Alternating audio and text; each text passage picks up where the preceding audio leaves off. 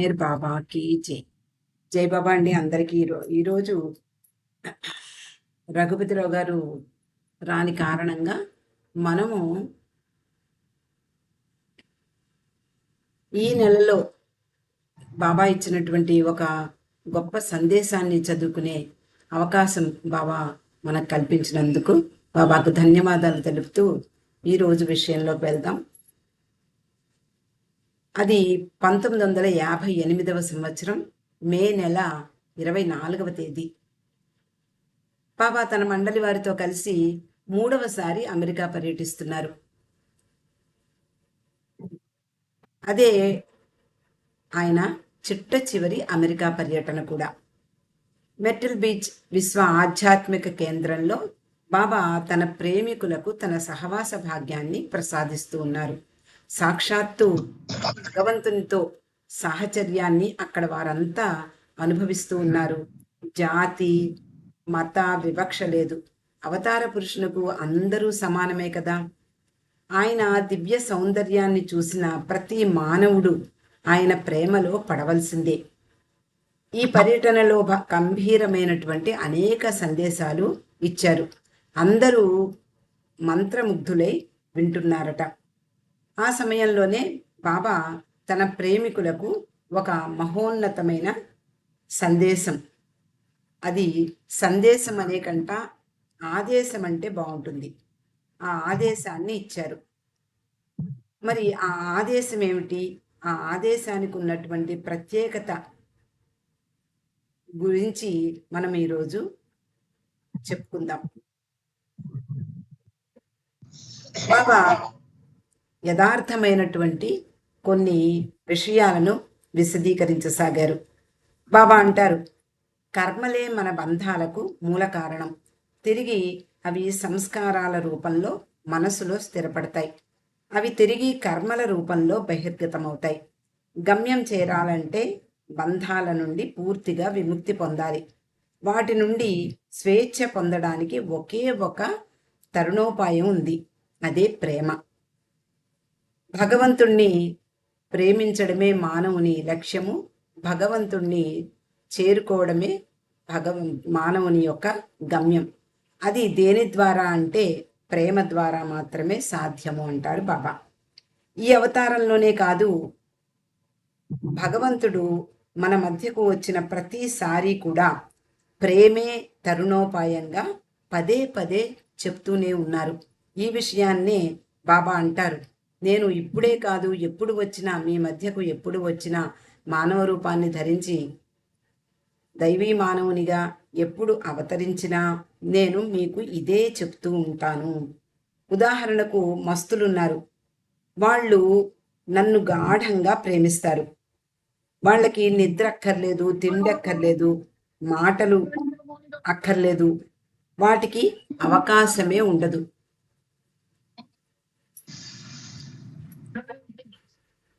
ఆ దారిలో మీలో ప్రేమను రగులు కొల్పండి, అది సహజంగా రావాలి అన్నారు బాబా. అంటే మస్తులలాగా మనం కూడా వేరే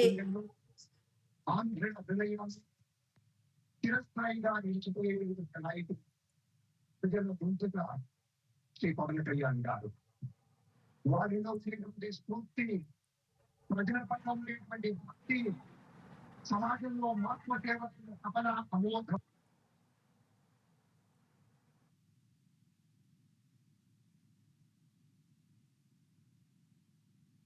అనగా మనము మస్తుల్లాగా మనము మారిపోవాలి.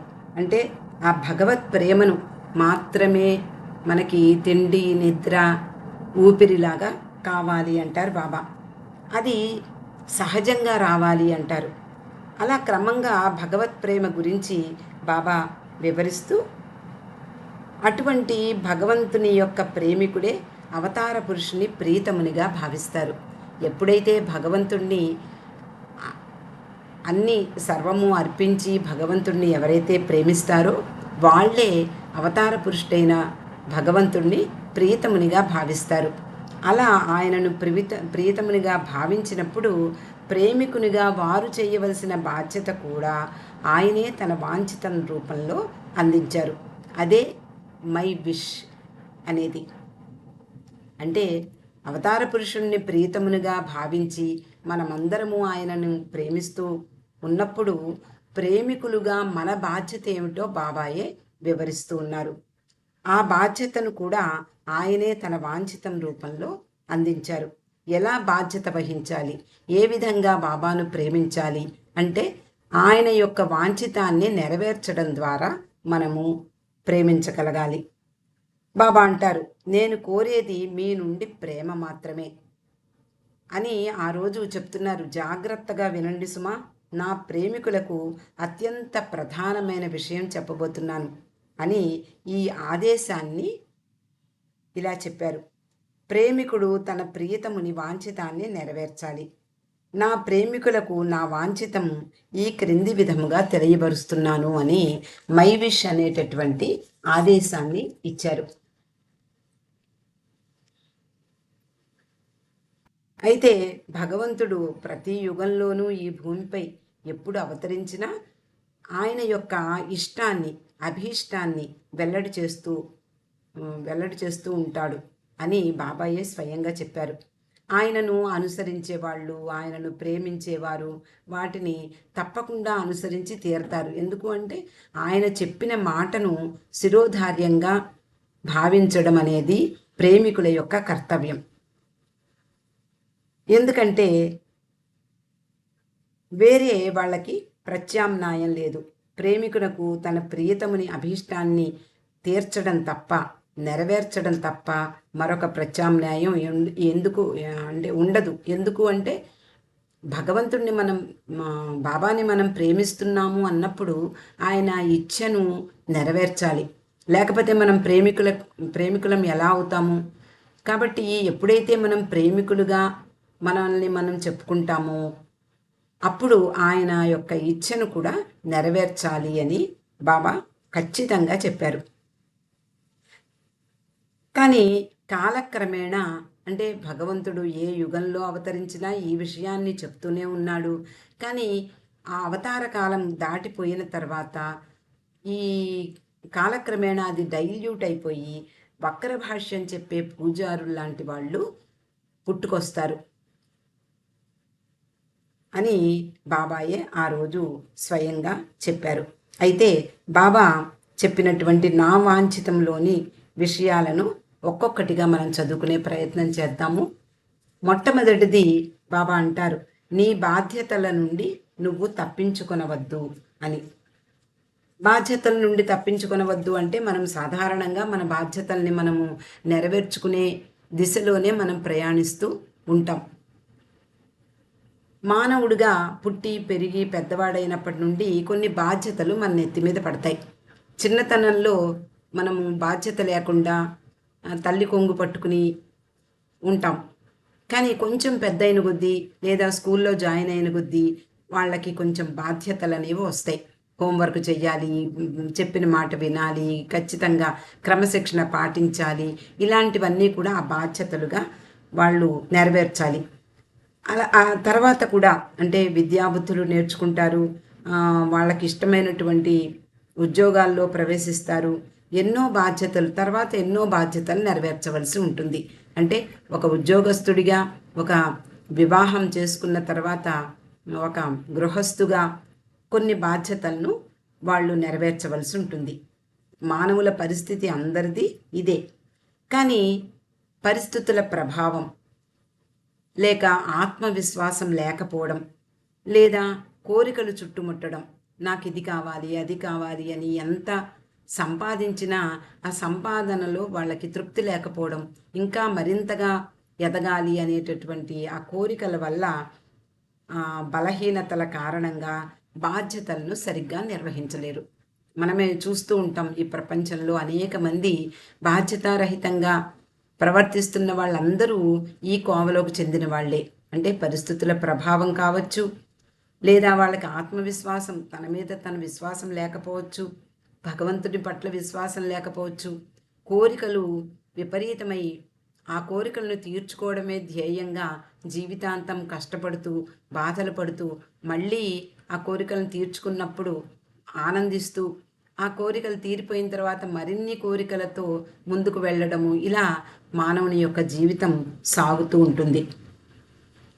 అయితే మరి వాళ్ళల్లో స్వార్థపరత్వం పెరిగింది అనుకోండి, మరింత బాధ్యతారహితంగా ప్రవర్తించడం జరుగుతుంది. అవకాశవాదులు ఉంటారు. కోరికలకు తల వంచి తమ గురించి మాత్రమే ఆలోచిస్తూ ఉంటారు. వాళ్ళకి ఇంక వేరే విషయం పట్టదు. పక్క వాళ్ళు ఎలాంటి బాధలు పడుతున్నా, ఎలాంటి ఇబ్బందులకు లోనైనా కూడా వాళ్ళకి అవసరం ఉండదు. వాళ్ళ యొక్క సుఖము, వాళ్ళ యొక్క క్షేమము ఇదే వాళ్ళు కాంక్షిస్తూ ఉంటారు. అలాగే ఆశయాలుంటాయి. కొంతమంది నేను భగవంతుడిని ఈ జీవితంలో తెలుసుకోవాలి అని అనుకున్నాడనుకోండి, అలాగే ఏదైనా ఆశలు పడతాడు అనుకుందాం. అలాంటి వాళ్ళు బాధ్యతలను పక్కకు తొలగించి వాళ్ళు అనుకున్న దిశలో వాళ్ళు ప్రయాణిస్తూ ఉంటారు. లోకంలో ఈ విషయాలన్నీ కూడా మనకి కొత్తేం కాదు, అందరికీ తెలిసినవే. కొందరు కష్టాలు నష్టాలు ఎదుర్కొనే ధైర్యం లేక బాధ్యతల నుండి దూరంగా పారిపోవాలనుకుంటారు. ఇవి కూడా మనము చూస్తూ ఉంటాం. కొంతమంది ఆధ్యాత్మికత అనే ముసుగులో సన్యాసం స్వీకరించడము, లేదా ఒక ఆశ్రమాల్లోకి వెళ్ళడము, ఆశ్రమాలని ఆశ్రయించడము, ఆశ్రమంలో జీవించడము.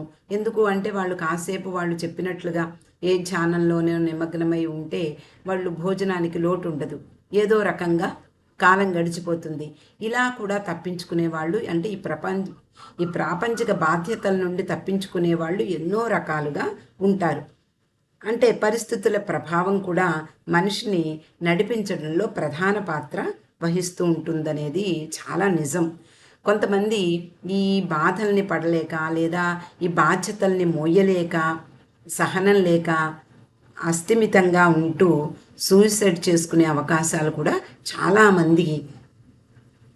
మందిలో కనిపిస్తూ ఉంటుంది. అలా బాధ్యతలను విస్మరించినటువంటి ఒక యోగి తన బాధ్యతలను గుర్తించడం ఈ కథలో మనం చూద్దాం. మన అందరికీ ఆల్మోస్ట్ కొంతమందికి తెలుసున్న కథే ఇది. కౌశికుడు అనేటటువంటి ఒక యోగి ఒక చెట్టు కింద ధ్యానం చేసుకుంటూ ఉంటాడు. ఆ చెట్టు కొమ్మ మీద ఉండేటటువంటి 2 కొంగలు ఉంటాయి. ఒక కొంగ అతనిపై రెట్ట వేస్తుంది. యోగి కాబట్టి అతనికి అది చూసి చాలా కోపంతో ఆ కొంగ వైపు చూస్తాడు. అతనికి ఉన్న శక్తితో ఆ కొంగ కింద పడి చనిపోతుంది. అతనిలో అయ్యో పాపం అనుకుంటాడే తప్ప మిగిలిన విషయాలు పట్టించుకోడు. మధ్యాహ్నం సమయం అయింది. అతడు భిక్షాటనకై బయలుదేరతాడు. ఒక గృహస్థు ఇంటి ముంగిట నిలబడి భిక్షాందేహి అని ఆ ఇంటి ఇల్లాలిని ప్రార్థిస్తాడు. చాలాసేపటి వరకు ఆమె స్పందించదు. అప్పటికే ఆమె తన భర్త ఇంటికి వచ్చినప్పుడు ఆమె తన పతి సేవ చేసిన తర్వాత వస్తాను, వేచి ఉండమని చెప్పి లోపలికి వెళ్ళిపోతుంది. ఆయన రావడము, ఆయన కాళ్ళు కడుక్కునేందుకు నీళ్ళు ఇవ్వడము, భోజనం పెట్టడము, ఇలాంటి కార్యక్రమాలు నిర్వహించాక ఆమె ఈ బ్రాహ్మణుడికి భిక్ష వేస్తుంది. మరి చాలా ఆలస్యమైనందుకు మరి యోగి కాబట్టి సహజంగానే కోపం వస్తుంది. ఆ కోపంలో అతడు ఆమెను ప్రశ్నిస్తాడు. ఏమిటి ఇంత ఆలస్యంగానా నాకు భిక్ష ఇవ్వడము, నేను ఎంతటి యోగినో నీకు తెలుసా అన్నట్లుగా మాట్లాడినప్పుడు ఆమె ఆ మునిని చూసి, నీ కోపాగ్నికి బలి అవ్వడానికి నేనేమి కొంగను కాను సుమా అంటుంది. అరే, ఎక్కడో అడవిలో తాను చేసినటువంటి తన కోపాగ్నికి ఆహుతైనటువంటి ఆ కొంగ గురించి ఈ ఇంటి ఇల్లాలికి ఎలా తెలుసు అని అతడు ఆశ్చర్యపోతూ ఆమెకేసే తేరిపార చూస్తాడు. అప్పుడు ఆమె అతనికి ధర్మం బోధిస్తుంది. అంతేకాకుండా ధర్మవ్యాధుడనే బోయవాడి దగ్గరకు వెడితే నీ సంశయాలు తీరతాయి అని ఆమె అతన్ని పంపిస్తుంది. ఆ కౌశికుడు ధర్మవ్యాధుని వద్దకు వెడతాడు. అతడు మాంసం అమ్మి జీవనం సాగిస్తూ ఉంటాడు. అది చూసి ఒక ముని, అంటే ఒక యోగి పుంగవుడైనటువంటి కౌశికునికి కొంచెం జుగుప్స కలుగుతుంది, చిరాకు కలుగుతుంది. ఏమిటి, మాంసం అమ్మేవాడు నాకు ఏం బోధిస్తాడు అని. అయినా వేచి ఉంటాడు. ఆ వ్యాధుడు అనేటటువంటి ఆ మాంసం కొట్టేవాడు తన పనంతా పూర్తి చేసుకుని అప్పుడు కౌశికుడి దగ్గరికి వచ్చి నిన్ను ఆ మహాపతివ్రత నా దగ్గరికి పంపించింది కదా అని అడుగుతాడు. అతనికి ఇంకా ఆశ్చర్యపోతాడు ఆ మౌని. అప్పుడు తన ఇంటికి తీసుకువెళ్తాడు ధర్మవ్యాధుడు. అక్కడ అతడు తన తల్లిదండ్రులను సేవించడం చూస్తాడు కౌశికుడు. ఎవరి విద్యుక్త ధర్మాలను వారు ఆచరిస్తూ నిజాయితీగా జీవించాలి అని బోధిస్తాడు. అక్కడ ఆ బోయేవాడు అతని తల్లిదండ్రులను సేవించడము, ఇవన్నీ పరిచర్యలు చేయడము, ఇవన్నీ చూసి ఆశ్చర్యపోతూ తన తల్లిదండ్రులు గుర్తుకొస్తారు కౌశికునికి. నిజమే, నా బాధ్యతల నుండి నేను పారిపోయి వచ్చాను. ధర్మాలను బాధ్యతలను త్రికరణ శుద్ధితో నిర్వర్తించడం అనేదే నిజమైనటువంటి ఆధ్యాత్మిక మార్గం. కాబట్టి ఈ నా ధర్మవ్యాధునికి ఇంత జ్ఞానం ఎలా లభించింది అంటే తన బాధ్యతలను నెరవేర్చడం వల్లే అని కౌశికుడు తెలుసుకున్నవాడే తన వృద్ధాప్యంలో గుడ్డివారైనటువంటి తన తల్లిదండ్రులను గుర్తించి తన బాధ్యతలను మర్చిపోయానని పశ్చాత్తాపంతో తిరిగి భగవంతుని యొక్క వాంఛితమైనటువంటి బాధ్యతలను విస్మరించకుండా తల్లిదండ్రులను సేవించే పనిలో పడతాడు. ఈ కథ వలన మనకి బాబా చెప్పినటువంటి అంటే బాధ్యతలను మరవకూడదు అని.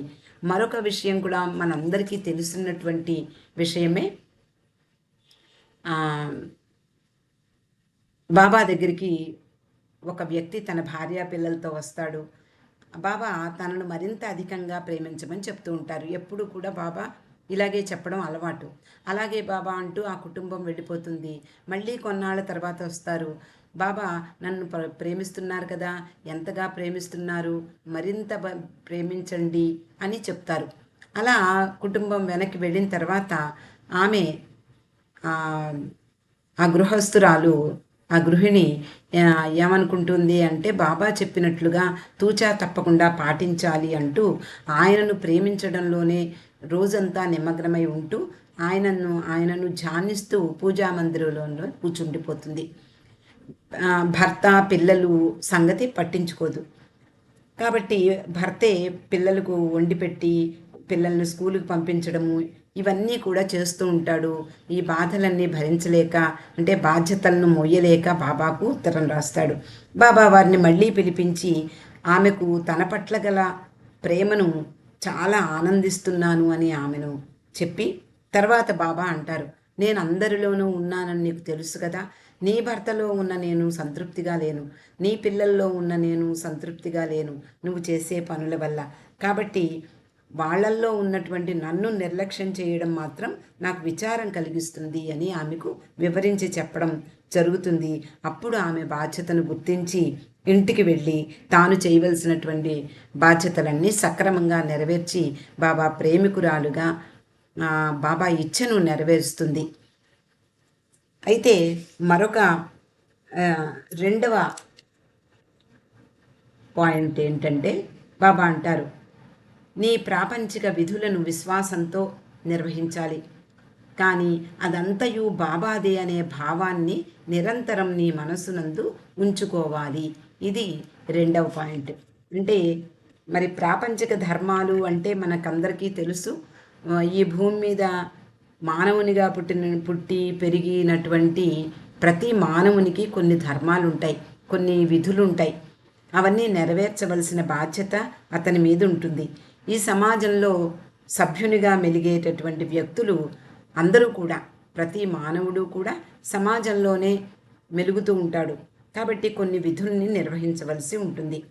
కుటుంబంలో ఉన్నాం కాబట్టి కుటుంబ ధర్మాన్ని పాటించాలి. అలాగే సమాజంలో సంఘంలో ఉండేటటువంటి అందరం కూడా ఆయా ధర్మాలను పాటించాల్సి ఉంటుంది.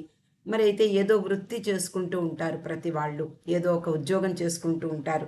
మరి ఉద్యోగ ధర్మాలని కూడా పాటించాలి కదా. వాళ్ళ యొక్క రూల్స్ని అన్నిటినీ కూడా పాటిస్తూ తన యొక్క విధుల్ని నిర్వహించాలి. అలాగే బాబా అంటారు, లాయర్లు, అలాగే డాక్టర్లు, వ్యాపారస్తులు ఎలాంటి అంటే అలా ఇతర ఉద్యోగస్తులు ఎలా ప్రవర్తించాలో బాబా చాలా అనేక సందర్భాలలో చెప్పడం జరిగింది. లాయర్లు తన క్లయింట్కి న్యాయం చేకూర్చాలి అంటే తను డబ్బులు తీసుకున్నటువంటి క్లయింట్ దగ్గర క్లయింట్కి న్యాయం చేకూర్చాలి అని చెప్తారు. అలాగే డాక్టర్లు తన దగ్గరికి వచ్చినటువంటి వ్యక్తులు రోగులను వాళ్ళు పేదవాళ్ళ ధనవంతుల అనే వివక్ష లేకుండా తన ధర్మాన్ని నిర్వహించాలి. అలాగే మరి ఉద్యోగం చేసే వాళ్ళని చూస్తూ ఉంటాం. వాళ్ళు ముఖ్యంగా బ్యాంకులో పనిచేసే వాళ్ళు ఉంటారు, క్యాషియర్లు. వాళ్ళు ఉదయం నుండి వాళ్ళ ఆఫీస్ అంటే బ్యాంకుకి వెళ్ళిన దగ్గర నుండి సాయంత్రం మళ్ళీ తాళాలు వేసేసే వరకు వాళ్ళకి బాధ్యత ఏమిటి అంటే వాళ్ళ బ్యాంకు సొమ్మును చాలా జాగ్రత్తగా పరిరక్షించడం, చాలా జాగ్రత్తగా లెక్కపెట్టి ఎవరిది వాళ్ళకి ఇవ్వడము, మళ్ళీ మిగిలింది లెక్కలు చూసి మళ్ళీ వాటిని తాళం పెట్టి ఆ తాళాన్ని ఆఫీసర్కి ఇచ్చి మళ్ళీ వచ్చేస్తాడు. వచ్చేసినప్పుడు ఇంకా అక్కడితో చేతులు దులిపేసుకుని బ్యాంకు నుండి బయటకు వచ్చేస్తాడు. అంతేకాని మనకి ఈరోజు అవసరం ఉంది కదా అని ఒక 200 ఏదో జేబులో పెట్టుకుని రాడు కదా, అందరికీ తెలుసు. ఎందుకు అంటే అది తన విధి. లేకపోతే ఆ రూల్స్ పాటించని వాళ్ళు అవుతారు, క్రమశిక్షణ తప్పిన వాళ్ళు అవుతారు. తప్పకుండా బ్యాంకు విధించేటటువంటి శిక్షను అనుభవించవలసి ఉంటుంది. కాబట్టి ఎవరైనా సరే తమ విధులను జాగ్రత్తగా నిర్వహించాలి అంటే ఉదయం నుండి సొమ్ముతో వ్యవహారం నడిపినా అది తన సొమ్ము కాదు అనేటటువంటి ఆ భావాన్ని అతడు ఎప్పుడూ మనసులో ఉంచుకుని తన ధర్మాన్ని తన విధులను నిర్వహించి బయటికి వచ్చిన తర్వాత ఆ జేబులో ఉన్న తన సొంతమైనటువంటి 50 రూపాయలు ఉంటే 50 రూపాయలు, 100 రూపాయలు ఉంటే 100 రూపాయలతోటి ఏదైనా అంటే అవసరమైనటువంటి వస్తువులు కొని ఇంటికి వెళ్ళడం జరుగుతూ ఉంటుంది. ఈ విధంగా ప్రతి మానవుడు బాధ్యతలను విధులను నిర్వహించాలి అని మొట్టమొదటి 2 సందేశాల్లో చెప్పారు. ఈ సందేశంలో 2 పాయింట్స్, తర్వాత 3 పాయింట్స్ రజనీ ద్వారా విందాం. జై బాబా.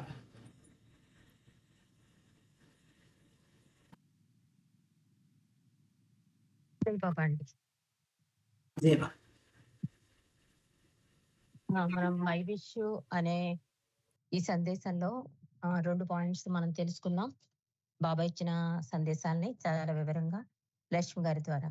అంటే ఇరిచి కూడా అంటాడు, జీవితంలో ఏ పని చేసినా కూడా బాబా కొరకే చేస్తున్నట్లు ఆ చేసేవారే బాధ్యతాయుతమైన వ్యక్తులు అన్నారు. అంటే ఏ పని చేసినా కూడా ఒక బాబా ప్రేమికుడిగా ఇది బాబా ఇచ్చిన బాధ్యత అని చెయ్యాలి అంటారు ఇరిచి కూడా.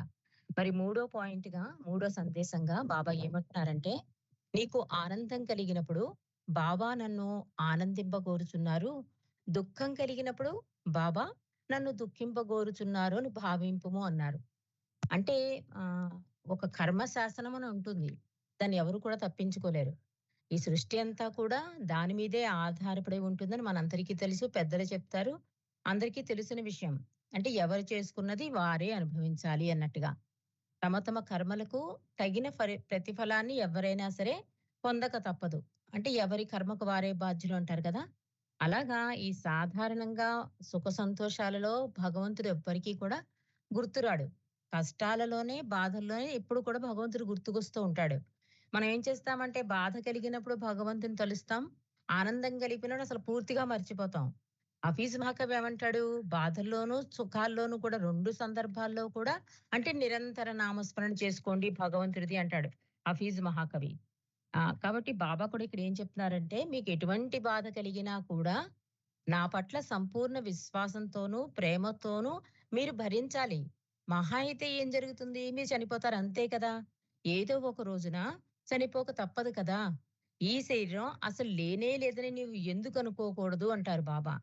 మీరు నిజాయితీగా ఉండాలి. అంటే ప్రతి ఒక్కరిలోనూ, ప్రతి దానిలోనూ నేను ఉన్నాను.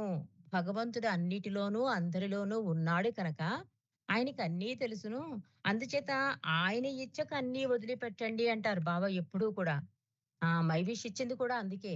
కాబట్టి ఇక్కడ ఒక వ్యక్తి తానున్న పరిసరాలతో అసంతృప్తి చెందుతున్నట్లయితే, ఆ పరిసరాలతో ఎలా సర్దుబాటు చేసుకోవాలో తెలియకే ఆ వ్యక్తి అసంతృప్తికి లోనైనాడని అర్థం. అంటే మన కంఫర్ట్ జోన్‌లో ఉన్నంత సేపు మనం ఏ కంప్లైంట్స్ ఉండవు. కాస్త మనకు అనుకూలంగా జరగకపోతేనే కంప్లైంట్స్ వస్తాయి కదా! కాబట్టి అది ఎందువలన జరుగుతోంది అంటే సర్దుబాటు లేకపోవడం. అంటే సహనం లేకపోవడం అంటున్నారు బాబా. ఎందుకంటే ఒక పేదరికంలో ఒక వ్యక్తి ఉన్నాడనుకోండి, ఆ పేదరికాన్ని నవ్వుతో నెట్టుకు వస్తే అంటే ఎలాగా? ఆహ్, మొత్తం అంతా కోల్పోయింది అని భావించకుండా డబ్బు సంపాదించడానికి ప్రయత్నాలు చేస్తూ ఉండాలమాట. వాడి బాధ్యత ఏంటి? పేదరికంలో ఉన్నాను నిరాశతో జీవితం గడిపే కన్నా, డబ్బు సంపాదించడం ప్రయత్నం చేశాడనుకోండి, అప్పుడు అతనికి అణకువ, సహనం ఉన్నట్టు అంటున్నారు బాబా. అలాగే కష్టాలలో ఆకలితో అలమటిస్తున్నా కూడా నవ్వుతూ ఉన్నావనుకో, అది కష్టమని నాకు తెలుసు. ఆకలిగా ఉన్నప్పుడు నవ్వడం చాలా కష్టం. కానీ నువ్వది చేశావనుకో, నీకు నువ్వు నిజంగా దాన్ని జయించినట్టు. అంటే ఆ బాధని బాధ్యతగా భావించి దాన్ని ఎదుర్కొంటూ నవ్వుతూ ఉన్నావంటే దాన్ని జయించినట్టే కదా! అధిగమించినట్టే కదా! కాబట్టి బాబా ఇక్కడ ఏం చెప్తున్నారంటే, ఇవన్నిటికీ కారణం మనిషికి అసంతృప్తి కారణం అంటున్నారు. అతను ఉన్న ఈ పరిసరాలతో సరిగ్గా సర్దుబాటు చేసుకోలేకపోవడమే తన తప్పు. ఇతరులందరూ మారాలని ఆకాంక్షిస్తాడు కానీ, పరిస్థితులు తన అభిష్టాల మేరకు అనుకూలంగా మారాలని అనుకోవడం వల్లే ఇదంతాను. ఎప్పుడైతే ఈ సర్దుబాటుతనం అతనికొస్తుందో, అంటే ఎలాంటి పరిస్థితులైనా ఎదుర్కొని భగవంతుడిచ్చిన బాధ్యతగా తీసుకుంటూ జీవితాన్ని ముందుకు తీసుకెళ్ళే ఇది సర్దుబాటుతనం. ఈ సర్దుబాటుతనం నీకు రావాలి అంటున్నారు బాబా. ఇలా చేస్తే కనుక నువ్వు సత్యం పట్ల అవగాహన పెరిగి, హృదయ పరివర్తన సాధించి, ఇతరుల పట్ల, పరిసరాల పట్ల సరైన వ్యవహార శైలి అలవడుతుంది నీకు అంటున్నారు బాబా. కాబట్టి బాబా ఇక్కడ ఏం చెప్తున్నారంటే, ఆనందం కలిగినప్పుడు బాబా నన్ను ఆనందింపగోరుచున్నారు. దుఃఖం కలిగినప్పుడు బాబా నన్ను దుఃఖింపగోరుతున్నారు అనాలి అంటే చిన్న ఉదాహరణ చిన్న చిన్న సంఘటన మనం తెలుసుకుందామండి. ఇప్పుడు గని విషయమే మనందరికీ తెలిసిన సందర్భమే ఇది. గని ఏంటి? ఆనందం కలిగినప్పుడు ఆనందంగా ఎలాగా? ఈ నవజీవనంలో ఫుడ్‌కి ఇబ్బంది పడేవాడు. అంటే చొరవ కదా! బాబా స్నేహితుడు కదా! బాబాని అడిగేస్తాడు. బాబా ఏదైనా హోటల్‌లో నాకు తినాలనుందంటే బాబా వెళ్ళమంటారు. చక్కగా టిప్స్ ఇస్తాడు. దర్జాగా వెళ్తాడు. మంచి డ్రెస్ అది వేసుకొని ఆర్డర్‌లిస్తాడు. వచ్చేటప్పుడు కూడా మంచి టిప్ ఇచ్చి వెళ్ళిపోతాడు. ఇదంతా కూడా బాబా అడుగుతారు. ఎలాగా ఆర్డర్స్ ఇచ్చాడు? ఏమేం పదార్థాలు తిన్నాడు? ఎంత ఎంజాయ్ చేసాడు? అంతా చెప్తాడు. బాబా కూడా నవ్వుతారు. అందరూ నవ్వుతారు. మొన్నాడు మళ్ళీ బాబా ఏం చేస్తారు? అదే హోటల్‌కెళ్ళి భిక్షాటన చేసుకురమ్మంటారు. నిజంగా ఎంత కష్టమది. కానీ మండలికి సాధ్యమండి. అందుకే మండలి మనకు మార్గదర్శకులు అనుకునేది అందుకు. అది చేసి చూపించారు. బాబా ఏం చెప్తే అది వాళ్ళు చేసి చూపించారు కనుక, గాని మళ్ళీ వెంటనే మామూలుగానే యథావిధిగా హోటల్ ముందు నిలబడి ఆ భిక్ష పాత్ర పట్టుకుని నిలబడితే అక్కడ అందరూ నవ్వుతారు. అది కూడా ఏం తీసుకోడు. బాబా దృష్టిలో నేనేంటి? బాబాకి ఏది సంతోషం? ఇదొక్కటే అతని ఆలోచనలో ఉంటుంది. మళ్ళీ అక్కడ ఏం జరిగిందో కూడా అదే చెప్తాడు మళ్ళీ తిరిగి. అంటే ఇక్కడ అతని ఉద్దేశం ఏంటి? ఏం జరిగినా, ఎలాంటి పరిస్థితులు ఎదురైనా కూడా బాబా ఇచ్చే నడిపిస్తోందనే ఉద్దేశంతో గని దాన్ని నెట్టుకొచ్చాడు. అలాగే కేశవనారాయణ నిగం అని ఇతని విషయంలో కూడా ఇదే జరుగుతుందండి. అతను బాబా సింపుల్‌గా చెప్పేసుకుందాం. ఇది చాలా పెద్ద స్టోరీ. సింపుల్‌గా చెప్పేసుకుందాం. అతను బాబా గురించి చెప్పడానికి కొన్ని ఊళ్ళు వెళ్ళమంటారు. బాబా ముందే ప్రామిస్ చేస్తారు. ఎలాంటి పరిస్థితులు ఎదురైనా ఈ బాధ్యత నుండి నువ్వు తప్పించుకోకూడదు. అంటే ఎలాంటి పరిస్థితులు ఎదురయ్యానికి నువ్వు వెనక్కొచ్చేయకూడదు. నా నామ వ్యాప్తికి నువ్వు ముందుకే వెళ్ళిపోవాలి అని చెప్తారు.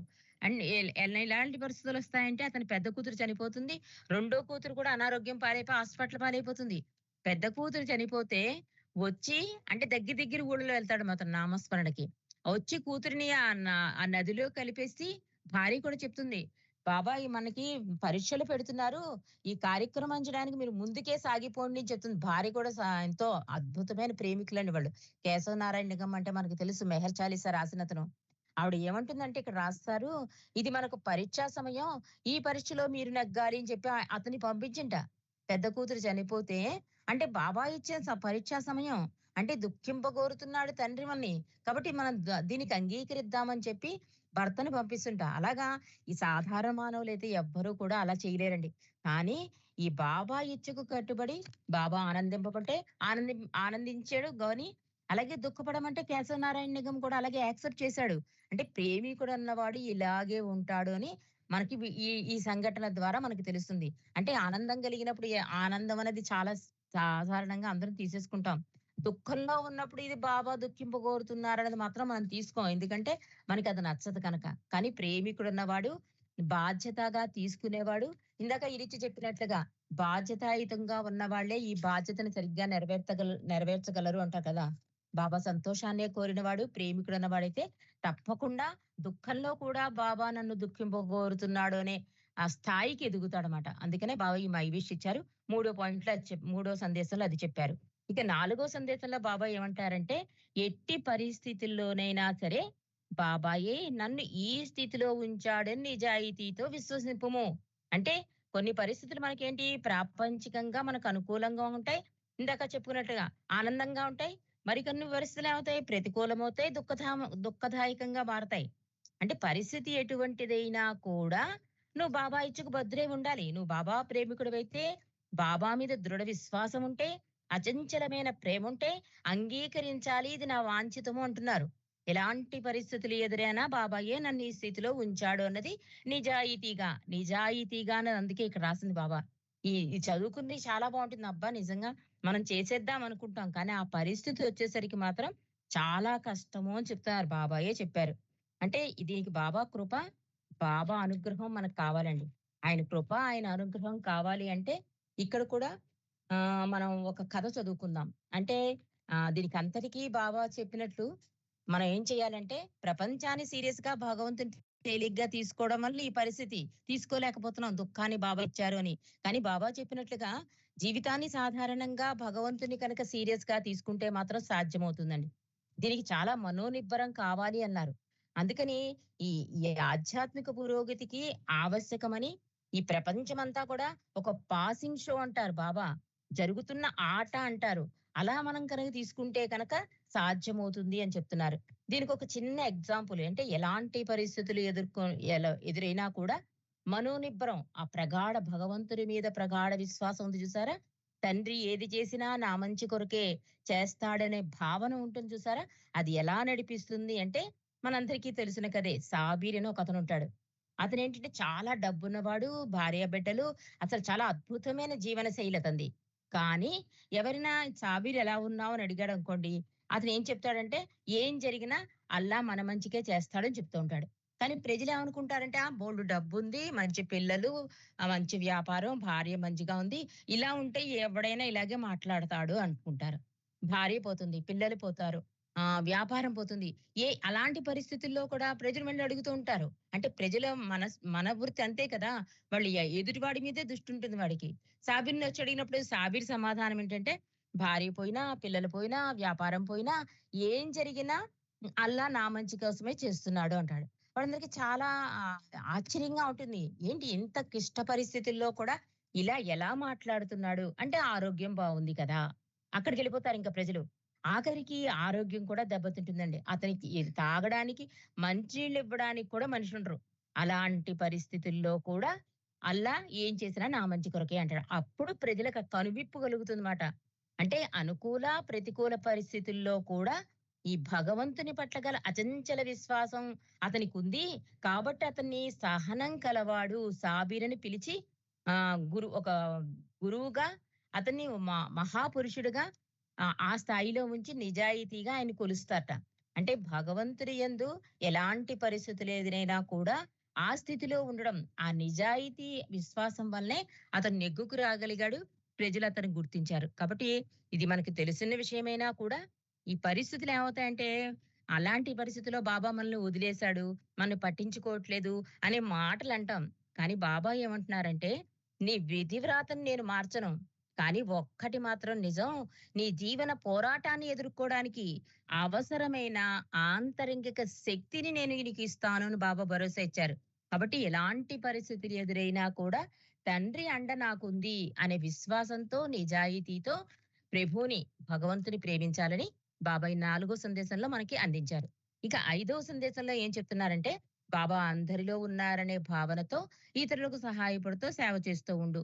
అందరిలో ఉన్నారనే భావన ఎప్పుడు కలుగుతుందండి మనకి? ఎప్పుడు కలుగుతుంది? ప్రేమ కలిగితేనే. ఈ ప్రేమ ఏం చేస్తుంది? ఏదైనా చేయగలదు అన్నారు బాబా. కాబట్టి మనకి 7 రియాలిటీస్‌లో కూడా చెప్తారు బాబా. మంచివారి యందు, చెడ్డవారి యందు, పాపాత్ముల యందు, పుణ్యాత్ముల యందు భగవంతుడు సమానంగా ఉంటాడని తెలుసుకోవడమే నిజమైన జ్ఞానము అన్నారు. అక్కడ కూడా బాబా 7 రియాలిటీస్‌లో అసలేంటి, నకిలీ ఏంటి చెప్పారు. మనం ప్రతీదీ కూడా జ్ఞానం అనుకుంటాం. కాస్త తెలిస్తే ఇది నాకు జ్ఞానం వచ్చేసిందని. అసలైన జ్ఞానం ఏంటి అంటే, అందరిలో అంతటిలో భగవంతుడు ఉన్నాడని తెలుసుకోవడమే జ్ఞానము అంటున్నారు. ఇక్కడ బాబా ఏం చెప్తున్నారంటే, నేను నీవు కలిస్తే మనం కాదు ఒక్కటే అంటున్నాడు బాబా. అంటే బాబా మనం ఏం చేస్తాం, భగవంతుడు అనేసరికి ఓ విగ్రహం రూపంలోనో, ఒక గుడిలోనో మనం చూస్తాం. కానీ బాబా భౌతిక నిర్యాణానికి ముందు నేను ఈ శరీరాన్ని చాలించేస్తూ ప్రేమికుల హృదయాలలో కొలువై ఉండడానికి వెళుతున్నాను అని చెప్పాడు. ఆ మాటను మర్చిపోయాం మనం. బాబాని ఒక పూజా రూమ్‌లోనో, ఒక సెంటర్‌లోనో, ఒక మెహరాబాద్‌లోనే చూస్తున్నాం. కానీ అంతటా అన్నిటా నిండి ఉన్నాడు. మన ప్రార్థనలు కూడా చేస్తాం. కానీ మాయలో ఉండడం వల్ల మర్చిపోతాం. ఇక్కడ ఒక చిన్న కథ చెప్పేసి నేను ముగించేస్తాను. భగవంతుడు ఒకసారి ఒకతని కల్లోకొస్తాడు. నేను మీ ఇంటికొస్తాను. ఈ కథ మనందరికీ తెలుసు. కానీ బాబాకి చాలా ఇష్టమైన కథ ఇది. బాబాయ్ విన్నారు కూడా ఈ కథని. మీ ఇంటికొస్తాను అంటే అతను చాలా సంతోషించేసి ఇల్లంతా శుభ్రం చేసేసుకుంటాడు. మంచి మంచి పిండి వంటకాలు వండుతాడు. అంతా రెడీగా ఉంటాడు. అంటే భగవంతుడు కల్లోకొచ్చి వస్తానన్నాడు కదా అని. ఈలోగా ఒకతనొచ్చి నాకు చాలా ఆకలేస్తుంది అన్నం పెట్టమంటాడు. అబ్బబ్బే! లేదు, నేను ఒక మహా వ్యక్తి కోసం వెయిట్ చేస్తున్నాను. నేనిప్పుడు చాలా బిజీగా ఉన్నాను, వెళ్ళిపో అంటాడు. ఈలోగా ఒక ఒక ఇంకో పిల్లాడొస్తాడు. నాకు కప్పుకుందికి చలేస్తోంది. నాకు కంబళి ఏదైనా అబ్బబ్బే! నాకు అస్సలు ఖాళీ లేదు, నేను ఇవ్వనంటాడు. అలా 3 సార్లు ముగ్గురొచ్చి అతని గుమ్మం ముందు అడుగుతారండి. అంటే అందరిలో అంతటా భగవంతుడు ఉన్నాడనే విశ్వాసం లేకపోవడం వల్ల, ఆ రూపాలలో భగవంతుని చూడలేక, అతడు వస్తాడు ఎక్కడి నుంచో భగవంతుడు అనుకుంటున్నాడు. కానీ భగవంతుడు రాలేదు. మొన్నాడు మళ్ళీ భగవంతుడు తో దెబ్బలాడతాడు. వస్తానన్నావు, నేనన్నీ శుభ్రం చేసుకొని, వంటలు చేసుకొని రెడీగా ఉన్నాను. నువ్వు ఇచ్చిన మాటని మీరావు అంటే భగవంతుడు అంటాడు, "అయ్యో! ఎంత పిచ్చివాడివి నువ్వు. అందరిలో అంతటా అన్న సంగతి నువ్వెందుకు మరిచిపోయావు" అంటాడు భగవంతుడు. అంటే భగవంతుడు మనందరిలోనూ సమానంగా ఉన్నాడు.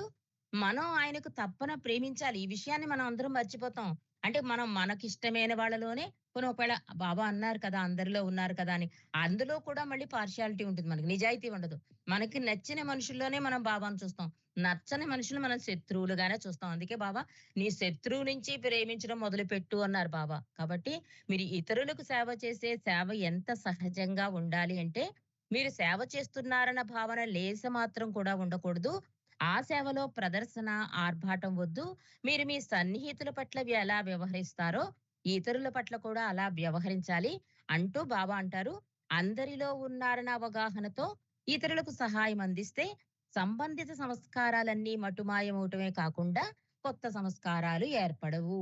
అందరిలో అంతటా భగవంతుడు ఉన్నాడు అంటే, అందుకే ఇదివరకు ఏదైనా దానం చేస్తే కృష్ణార్పణం అనేవారు. అంటే తీసుకునేవాడు, పుచ్చుకునేవాడు కూడా భగవంతుడికి ఇస్తున్నాడని అర్థం. దీనివల్ల సంస్కార రాహిత్యం జరుగుతుంది. అంటే దానం చేస్తే మంచి సంస్కారమే కదా అంటే, రెండూ బంధనాలే అన్నారు కనుక, బాబా ఇక్కడ ఏం చెప్తున్నారంటే, అందరిలోనూ అంతటా భగవంతుని చూడండి. అనే విశ్వాసాన్ని కలగండి. నిజాయితీతో జీవించండి. భగవంతుడిని సీరియస్‌గా, జీవితాన్ని సాధారణంగా తీసుకోండని ఈ సందేశం ద్వారా మనకి తెలియజేశారు. జై మెహర్ బాబా. జై బాబా. ఇక చిట్ట చివరిదైనటువంటి అతి ప్రధానమైనటువంటి బాబా సందేశంలో 6వది, నేను నా దివ్యాధికారంతో మీకు తెలియజేసేది ఏమనగా, ఎవరు తమ అవసాన కాలమందు నా నామాన్ని స్మరిస్తారో వారు నన్ను తప్పక చేరుకుంటారు. కనుక మీరు మీ అంతిమ గడియలందు నన్ను స్మరించుట మరువకండి. ఇప్పటి నుండి నా నామం స్మరించడం అలవాటు చేసుకొనిదే ఆ సమయంలో నన్ను స్మరించుట అసాధ్యం. రోజుకొక్కసారైనా నా నామాన్ని స్మరించినచో మరణ సమయమందు మరచిపోరు. ఇది బాబా ఇచ్చిన సందేశం. దీనికి ఉదాహరణగా బాబా తన ప్రేమికుని కథ ఆయనే తెలిపారు. ముంబైకి చెందినటువంటి నౌరోజీ దాదాచాంజీ కుటుంబం అంతా కూడా బాబాని అమితంగా ప్రేమించేది.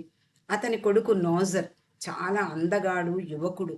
బాబాపై అపరిమితమైనటువంటి భక్తి, ప్రేమ కలవాడు. భారతదేశ విమానయాన సంస్థలో శిక్షకునిగా పనిచేసేవాడు. కుటుంబాన్ని, అలాగే బాబా కూడా ఎప్పుడు అవసరమైతే అప్పుడు అతడు సొమ్ము పంపిస్తూ ఉండేవాడు. బాబా కొరకు కూడా అలా కొంత సొమ్ము ఖర్చు పెట్టేవాడు. కుటుంబాన్ని కూడా తానే సంరక్షించేవాడు. ఉద్యోగంలో చేరే ముందు బాబా దగ్గరికి వచ్చి బాబా ఆశీస్సులు కోసం వస్తాడు. బాబా సతారాలో ఉంటారు ఆ సమయంలో. బాబా అంటారు, ప్రతిరోజు ఎప్పుడైతే నువ్వు విమానం ఎక్కే ముందు ఉంటుందో ఆ సమయంలో నన్ను తప్పక ఒక్కసారి స్మరించుకో అని ఆదేశించారు. అదేవిధంగా బాబా నామాన్ని స్మరిస్తూ శిక్షణ ఇవ్వడానికి ప్రతిరోజు విమానం ఎక్కేవాడు. హఠాత్తుగా ఒకరోజు విమానం హైదరాబాద్లో హుస్సేన్ సాగర్లో కూలిపోతుంది. నోజర్, అతనితో పాటు ఉన్నటువంటి మరొక వ్యక్తి, ఇద్దరూ మరణిస్తారు. బాబా ఆ సంఘటనను తలుచుకుని, మా నోజర్ నిజంగా రత్నం లాంటి వాడు, నా నామాన్ని ఉచ్చరిస్తూ మరణించాడు, నన్ను చేరుకున్నాడు అని బాబా స్వయంగా చెప్పారు. అయితే బాబా అప్పుడే ఏకాంతవాసం ముగిసింది. విశ్రాంతి కొరకై పూనా వెళ్ళారు. ఈ ప్రమాదం సంభవించిన తర్వాత ఆ వార్తను బాబాకు ఆ కుటుంబ సభ్యులు టెలిగ్రామ్ పంపించారు. అందులో ఏమంటారు అంటే, బాబా నువ్వు ఏకాంతవాసం పూర్తి చేసుకుని విశ్రాంతి తీసుకునే సమయంలో నిన్ను ఆ విశ్రాంతికి భంగం కలిగించినందుకు క్షమించమని వాళ్ళు వేడుకుంటూ ఆ టెలిగ్రామ్ ఇచ్చారట. ఎటువంటి భక్తి, ఎటువంటి ప్రేమ ఆ కుటుంబానికి ఉందో మనకు తెలుస్తుంది ఈ సంఘటన ద్వారా. అలా అయితే భగవద్గీతలో కూడా కృష్ణుడు ఈ విషయాన్నే చెప్తాడు. ఎవరైతే శరీరం వదిలిపెట్టే ముందు నన్ను స్మరిస్తారో వాళ్ళు నన్ను చేరుకుంటారు అని. అందులో సందేహం లేదు అని కూడా కృష్ణుడు ఖచ్చితంగా చెప్పాడు. అయితే బాబా ఏమంటారు, ఎప్పుడో స్మరించాలి అంటే ఇప్పటి నుండి ప్రాక్టీస్ కావాలి. కాబట్టి ఈ క్షణం నుండే నా నామాన్ని స్మరించడం ప్రారంభిస్తే అంత్యకాలం సమీపించినప్పుడు తప్పక నా నామం గుర్తుకొస్తుంది అన్నారు. అంతేకాదు, రోజుకొకసారి అయినా హృదయపూర్వకంగా స్మరించమని సులువైనటువంటి మార్గం బాబా మనందరికీ సూచించారు. కానీ బాబా ప్రేమికులమైనటువంటి మనం బాబా ఆదేశాన్ని ఆచరించడం కష్టము అని భావించవచ్చు. కానీ ప్రేమికులకు ఇందాక చెప్పుకున్నట్లుగా తమ ప్రియతముని వాంఛితాన్ని మనం నెరవేర్చవలసిన బాధ్యత మనకి ఉంది.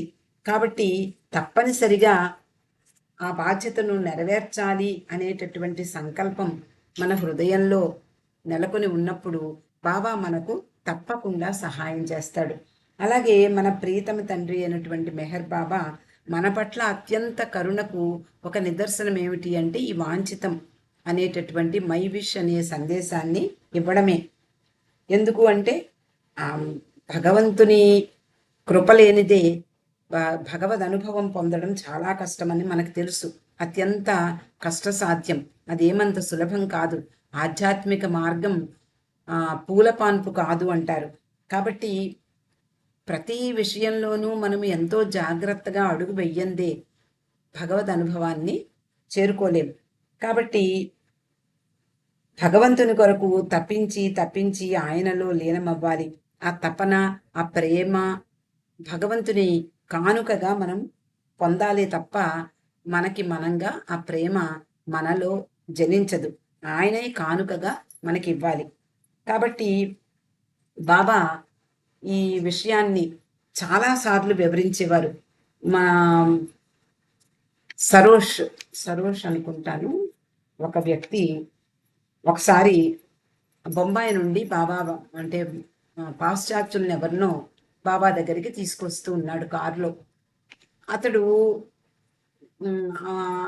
ఆవిడ అడుగుతుంది, ఆ పాశ్చాత్య దేశం నుండి వచ్చినటువంటి ఆవిడ, మరైతే నువ్వెప్పుడు మీకెప్పుడు బాధ రాదా, మీకెప్పుడు విచారం లేదా అని ఎంతో సంతోషంగా ఉంటారు బాబా ప్రేమికులందరూ అని అడిగినప్పుడు, మాకెక్కడి స్వాతంత్రం, మేమంతా బాబాకు అంకితమయ్యాము, కాబట్టి ఆయన ఇచ్ఛను నెరవేర్చడమే మాకు ఉన్నటువంటి బాధ్యత, మరొకటి ఏం లేదు.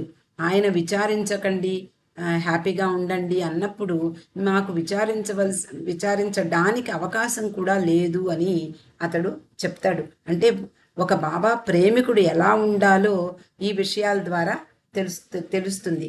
అలాగే అంటే బాబా ప్రేమికులమైనటువంటి మనల్ని అవతార పురుషుడైన మెహర్ బాబా పట్ల విశ్వాసం కలిగి ఉండేలాగా మనల్ని ఇలాంటి సందేశాలు మనల్ని నడిపిస్తాయి.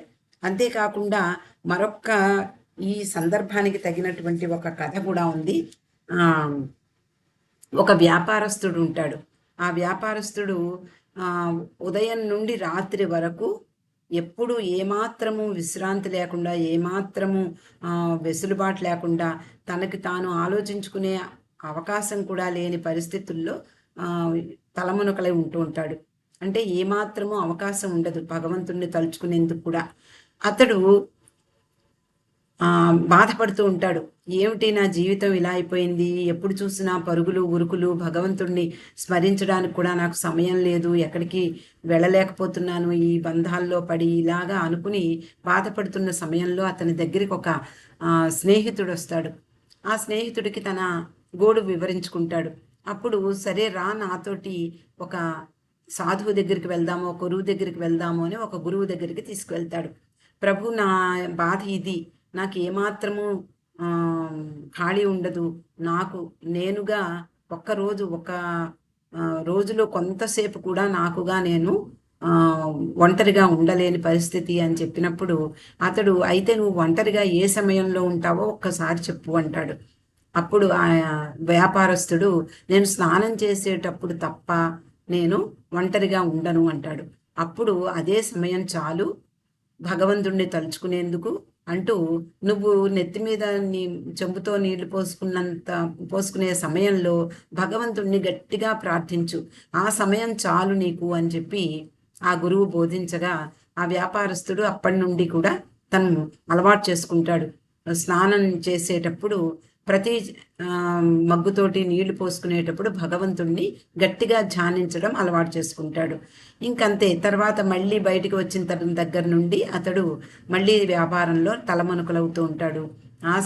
చివరకు అతడికి అవసాన దశ ప్రాప్తిస్తుంది. మంచం మీద ఉంటాడు, ప్రాణం పోవటం లేదు.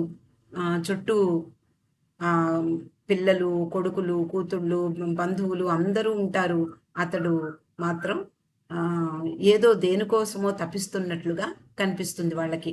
ఆ సమయంలో ఆ స్నేహితుడు వచ్చినప్పుడు ఆయన కొడుకులు అతడికి చెప్తారు, ఇలాంటి పరిస్థితి వచ్చింది అని. అప్పుడు ఉండండి, ఒక్క నిమిషం మళ్ళీ వస్తాను అని చెప్పి ఆ గురువు దగ్గరికి వెళ్ళి, ఇలాంటి పరిస్థితుల్లో ఉన్నాడు ఆ వ్యాపారస్తుడు అనగానే, నేను వస్తాను పద అంటూ ఆ గురువు అతనితో ఈ వ్యాపారస్తుని ఇంటికి వస్తాడు. అతన్ని చూసి ఒక్కసారి స్నానం గదికి తీసుకువెళ్దాము అని బాత్రూమ్ దగ్గరికి తీసుకువెళ్ళి బకెట్తో నీళ్లు తెప్పించి అతని మీద పోస్తాడు. పోసినప్పుడు వెంటనే అతనికి స్ఫురణకొచ్చి భగవంతుని నామాన్ని గట్టిగా ధ్యానిస్తూ మరణించడం జరుగుతుంది. అంటే బాబా చెప్పినట్లుగా ఇప్పటి నుండి ప్రాక్టీస్ చేయండి అనడంలో అదే అర్థం. అంటే మనకి అంత్యకాలం సమీపించినప్పుడు మనకి బాబా ఒక సందర్భంలో కూడా అంటారు, మీకు గుర్తు లేకపోతే నేనే మీకు గుర్తు చేస్తానని కూడా. అంటే ఎంతటి కరుణామయుడు అనేది మనకు అర్థమవుతుంది.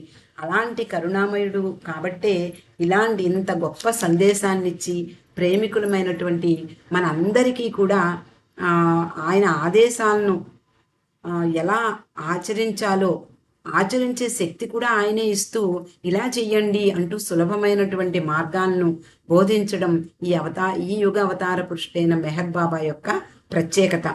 అందుకని ఆ శక్తి కూడా ఆయనే ఇస్తారు. అధికాధికంగా ప్రేమించడం ద్వారా అది సిద్ధిస్తుంది. అలా ఆయన సర్వాధికారుడై ఉండి, నేను దివ్యాధికారంతో నేను ఈ మాటలు చెప్తున్నాను అని అంటారు. అలాగే ఆయనను అధికాధికంగా ప్రేమించాలి అంటే మనం మరొక విషయాన్ని గుర్తుపెట్టుకోవాలి, కాన్స్టెంట్ కంపానియన్గా చేసుకోండి అని.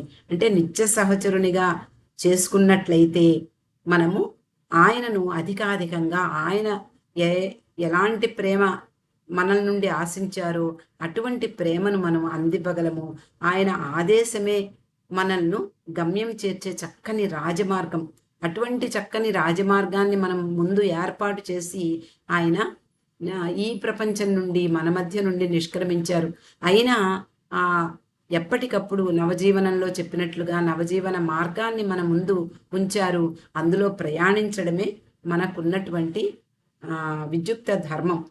అలాగే మన కొరకు అనగా తన ప్రేమికులకు అంటే ఆయన తన ప్రేమికుల కొరకు ఏర్పాటు చేసినటువంటి ఈ సందేశం ద్వారా ఆయన ఏం చెప్పారో దాన్ని అవగాహన చేసుకుంటూ ఈ రోజు కాకపోతే రేపైనా మనము ఆయన చెప్పినట్లుగా మనం ఆయనను ప్రేమించగలము, ఆయనను కాన్స్టెంట్ కంపానియన్గా, నిత్య సహచరునిగా చేసుకుంటూ మనల్ని ముందుకు నడిపించే బాధ్యతను కూడా ఆయనకే సమర్పించినట్లయితే మనల్ని తప్పకుండా ఆయనలో చేర్చుకునేటటువంటి భారాన్ని ఆయనే వహిస్తాడు అని హృదయపూర్వకంగా మనం అంతా కూడా నమ్ముతూ ఈ అవకాశాన్ని ఇచ్చినటువంటి బాబాకు హృదయపూర్వకంగా ధన్యవాదాలు తెలుపుతూ జై బాబా. జై బాబా అండి, అందరికీ జై బాబా.